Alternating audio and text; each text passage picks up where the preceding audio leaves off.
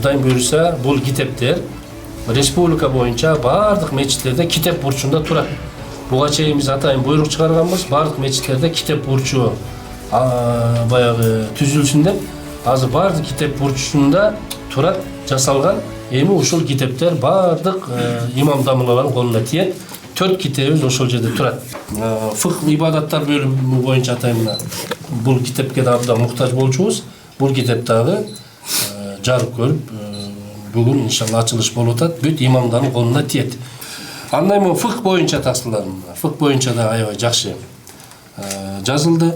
Анан эми негизи коомчулукта мазхабсыздык маселеси да аябай күч албадыбы?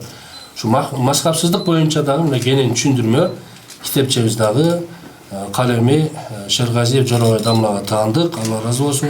Günü tünü devey. Emgek kılıp, mehnet kılıp, al kişi hazır saparda. Allahu Ekber, la ilahe illallah, Allahu Ekber, Allahu Ekber ve lillahi hamd. İnşallah şu çıkıvatkan kitapların sanı göbesini tatlılar. Kana Bismillahirrahmanirrahim.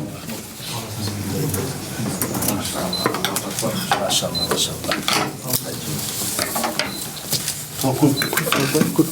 Maşallah. Müneke, nasıllar?